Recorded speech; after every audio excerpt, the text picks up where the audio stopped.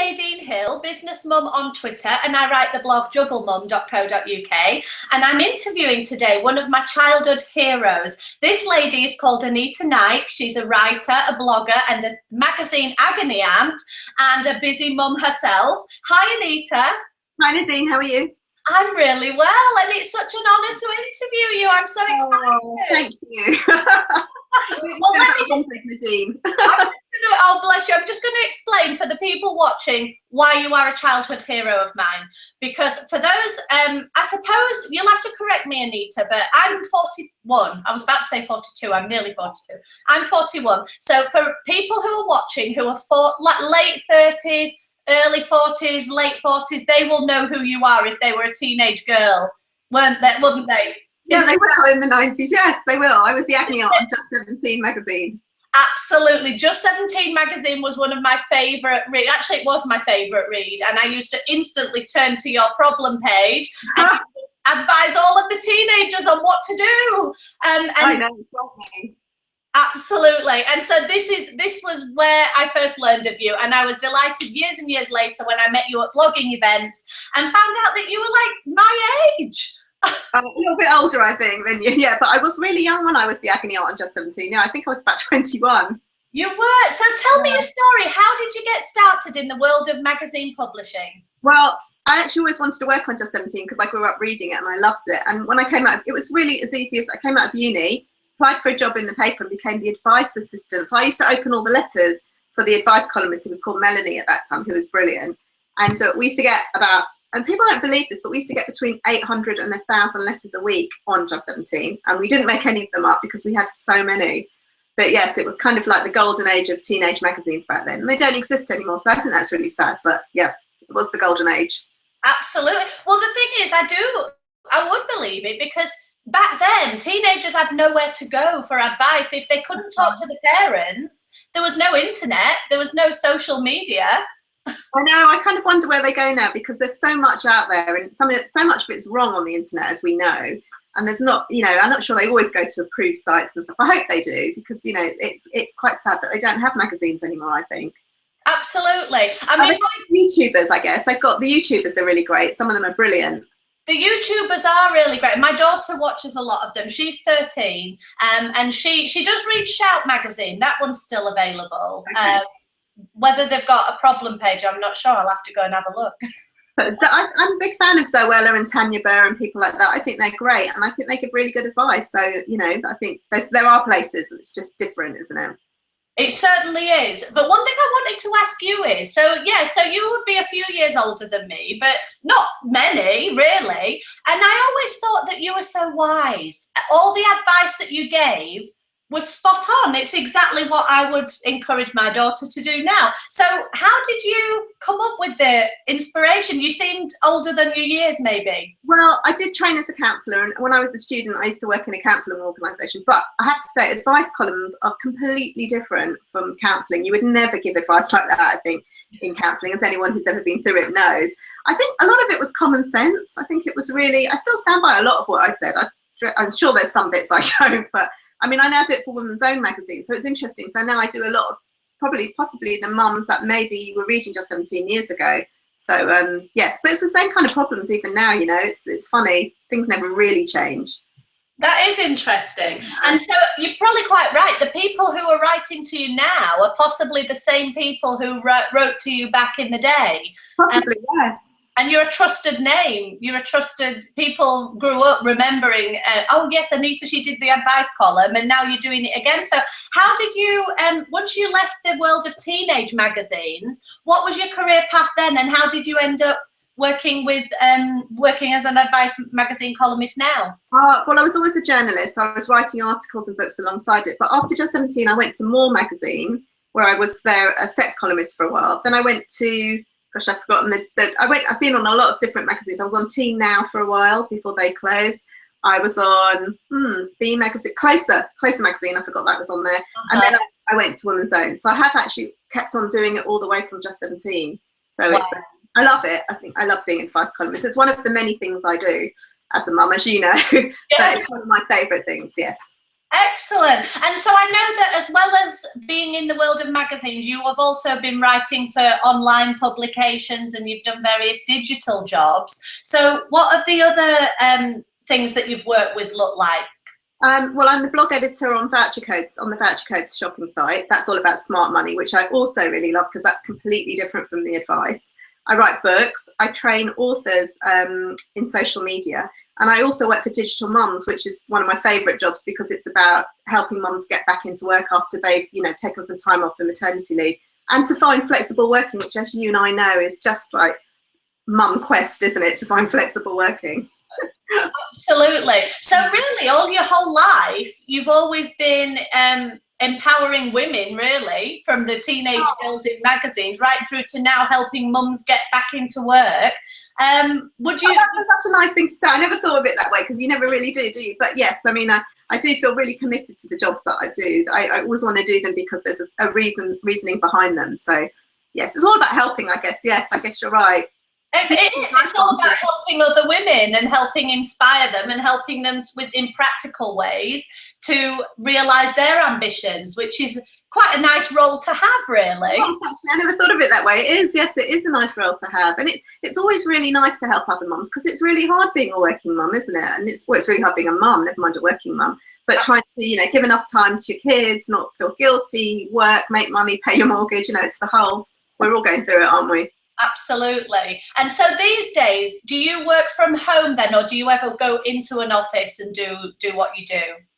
Thankfully, thanks to the internet, I work remotely 90% of the time. One day a week, I do go into the office for Digital Mums, but that's more because it's quite nice to go and work with people when you work alone all the time, isn't it? It's quite nice to go and talk to people besides the postman. So yes, I do, but most of the time I work remotely, and I work from my phone a lot of the time. I work on the school run in Sainsbury's. It's like I work wherever I can, really, wherever I've got the time. Absolutely, I'm the same. The number of calls I've answered in the middle of Asda or something, and I'm in the supermarket right now. So your children, how old are they? My daughter's nearly 10 and my son is 6. And so I imagine just like with your daughter being 10, she's sort of tween, isn't she, at the moment?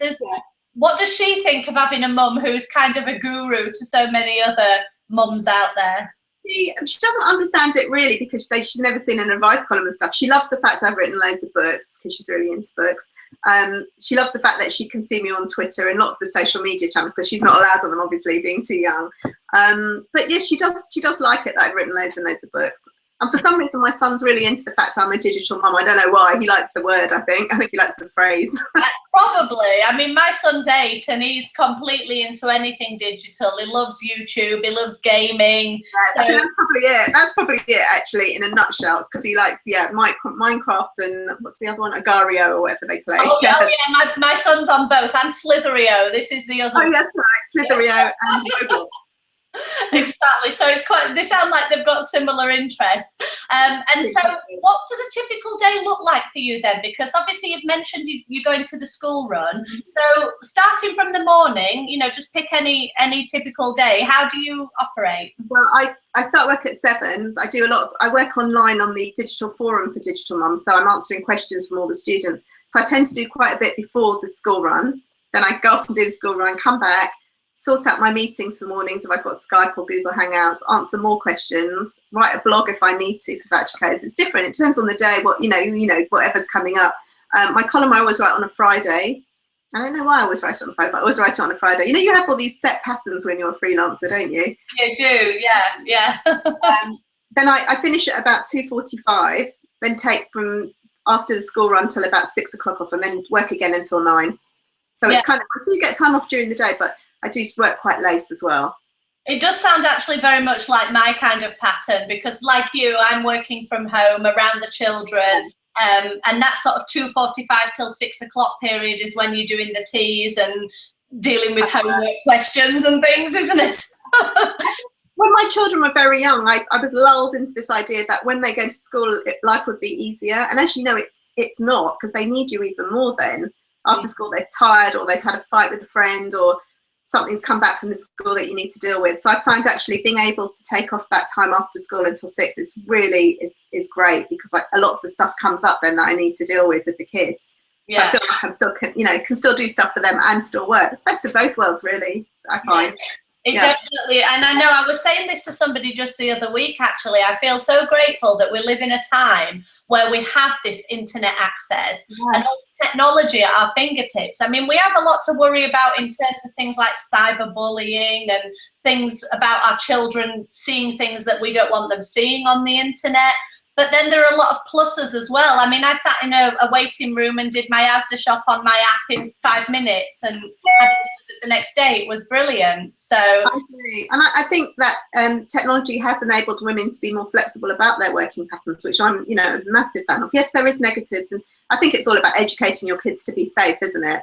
I think that it's been wonderful allowing me to, work and do the things I want to work at and not compromise that, and also be able to be the kind of mum I want to be. So for me, I feel very lucky. I know not everyone's lucky in their work like that, because not all jobs can be done like that, but it's great that yours and ours can be. Yeah, absolutely. And so what kind of tips then would you have if there is somebody watching, maybe there's a mum watching who's thinking, I'd love to do something working from home. How would you, I mean, obviously it depends on what they want to do, but in terms of managing the workload and managing the balance, do you have any tips of how to stay organised and how to make that work? Yes, you do have to be very organised, I think, is the first thing. I think you have to resist the temptation to go out for a coffee with friends, because everyone's like on their day off, come for a coffee, come for lunch. That's one of the big temptations. I think just be really strict about the hours when your kids are at school. Make sure that you do everything you need to do then, and anything you can keep for the evening. I try, probably like you, do all my important stuff in the morning, and then everything else gets, because as the day goes on, you get more tired, don't you? So you don't want to be doing serious things very late at night. So I think that's the big tip, be very, very organised. And, be realistic if you need childcare. When my children were younger, even though they were at home, I did need childcare because I couldn't work with them. They would always walk into my office and, trying to hit my computer and stuff. So now they're older, it's easier. But when they were younger, I did have some childcare to help me out. Yes, definitely. Oh, that's a key thing, because I tended to have childcare for if I would be going to a meeting, or if I was physically going to be away from my desk. But I have done the kind of juggle with the children in the next room, trying to work and managing it all myself. And then it works to an extent. You can manage it as long as you're doing something fairly low key. But the minute you have to phone up a client or something, I lost count of the amount of times I would say, please be quiet in here for 10 minutes while mummy makes a phone call. That's me all over. That's me all over. I've had toys going off in the background while I'm being interviewed by newspapers. It's like, yes. So, but most people are quite accommodating. They understand. But I think it's also quite hard for the kids. I mean, they will keep quiet and they will do things. But then I also feel bad, because if it's the holidays, they don't want to be just being quiet in a corner, do they? They want to be doing things. So, yes. So sometimes the holidays are hard.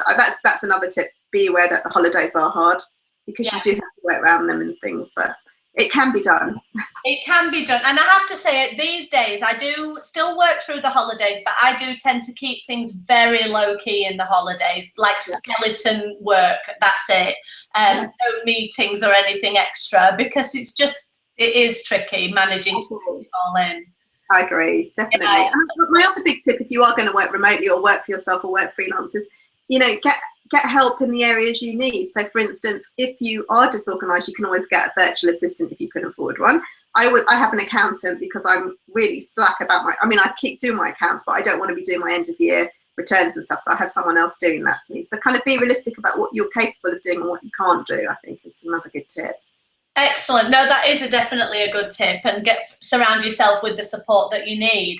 And so in terms of what your plans are for the future, then I'm excited that you're working on online magazines and giving out advice again. That's brilliant. It's like you've come full circle. What are your plans for the future?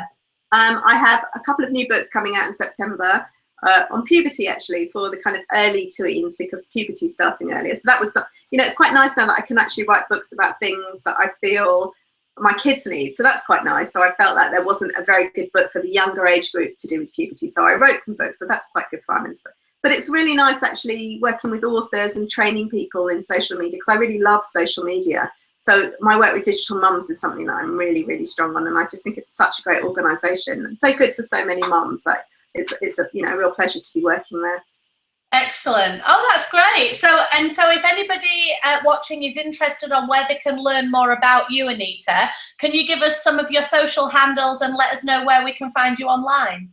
Sure. I have a website, which is www.anitanaik.co.uk. I'm on Twitter at Anita Naik. Where else am I? I'm all over social media. I'm on Instagram at Anita Naik as well. I've got my name. I'm on all of them. Excellent. I have a Facebook page, but it's private, so because it's very family orientated. But I'm everywhere else. Okay, well, I will make sure that I put those links into the information box below this video for if anybody wants to check you out online. And Anita, thank you ever so much for arranging this. Oh, it's such a pleasure, Nadine. Thank you for asking me. It's lovely to speak to you, and good luck with it all. I'm excited. Thank you. Take care. Excellent. Take care. Bye-bye. Bye-bye.